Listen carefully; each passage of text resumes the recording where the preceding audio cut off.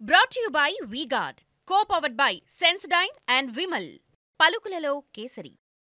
Right, మనం ఇప్పుడు ఇక వికారాబాద్ దారూర్ నుంచి మళ్ళీ ఇప్పుడు హైదరాబాద్కి టువర్డ్స్ మళ్ళీ రిటర్న్ బ్యాక్ అవుతున్నాం. సరే, ఒకసారి మాట్లాడదాం అక్కడి దాని గురించి. ఆ తర్వాత ఇంకా అడగాల్సిన ప్రశ్నలు కూడా ఉన్నాయి. సార్, దారూర్లో చూసాం మామూలుగా లేరు జనం. అక్కడ ఉన్న వాళ్ళని కూడా అడిగి చూసాం మేము. ఖచ్చితంగా మీకు ఓటేస్తామంటున్నారు. రీజన్ ఏంటి? నిజంగానే వచ్చిన వాళ్ళందరూ ఓట్లు వేస్తారంటారా వాళ్ళు? దారుల్లో అయితే పొలిటికల్ అనేసి చూస్తే అది మిరకల్ మ్యాజిక్ అనుకోవచ్చు. ఎందుకంటే అది ఇంతకుముందు ఉన్న అసెంబ్లీ ఎలక్షన్స్ అలా మొత్తం దారూర్ మండలంలో 2070 ఓట్లు ఎన్నో పడ్డాయి. దారూర్ మండలం, గ్రామం కాదు, మొత్తం మండలాల. ఓకే.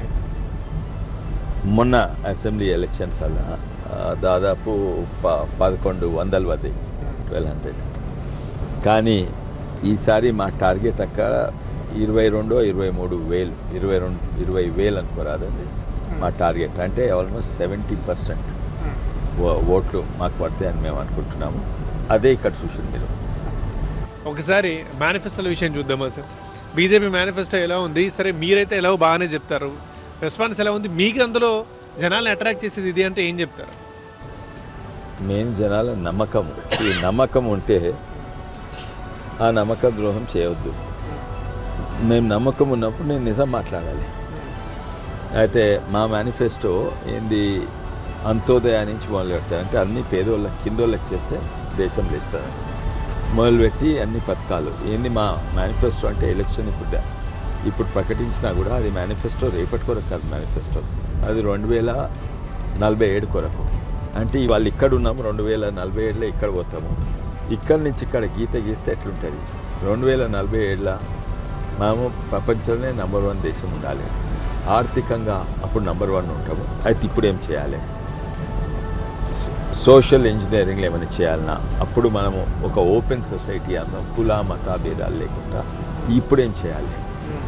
ఇప్పుడు ఏ పథకాలు తెచ్చినా కులం బేస్ పథకము, మతం బేస్ పథకం కాదు, అవి చేయాలి.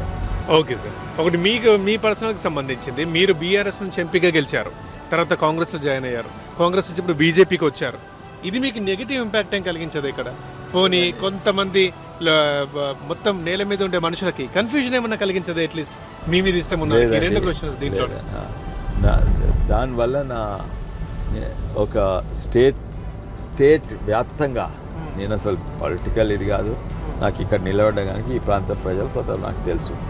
కానీ ఎప్పుడైతే రూలింగ్ పార్టీ నుంచి వ్యతిరేకించి బయటికి వచ్చినో, ఎందుకంటే రూలింగ్ పార్టీయే తెలంగాణకు ద్రోహం చేస్తుందో, తెలంగాణను దోసుకుంటుందో, ఏ పార్టీ అయితే తెలంగాణ సాధిస్తే తెలంగాణను సస్యశ్యామల చేస్తాం, తెలంగాణ నీళ్లు నిధులు నియామకాలు వస్తాయి, అదే పార్టీ యూటర్న్ చేసి తెలంగాణను దొంగతనం చేస్తున్నప్పుడు, అధికారంలో ఉన్నప్పుడు అధికార పార్టీ బయటికి వచ్చింది. దమ్ముంది ఈయనకొక్కనే చూడాలి, ఈయన అధికారం ఇచ్చి ప్రజల దగ్గర వచ్చిందని నాకు గౌరవం చాలా పెరిగింది. Right sir, thank you. Day అంతా మీతో ఉన్నాం. మీకు ఎక్కడున్నా సరే మంచి స్పందన ఉంది, అందరూ మీకే ఓటేస్తా అంటున్నారు. చూద్దాం మన ఎలక్షన్స్ లో వచ్చిన జనాలంతా ఓట్లుగా అవుతాయో రావాలి. బట్ ఎనీవే, మీకైతే all the best and congratulations for advance. Thank you sir.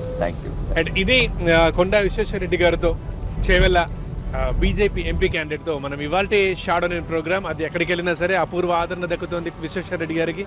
మరి ఎన్నికల్లో రిజల్ట్స్ తర్వాత ఎలా ఉంటుంది అంత మనం. Brought to you by V-Guard, co-powered by Sensodyne and Vimal. పలుకులలో కేసరి.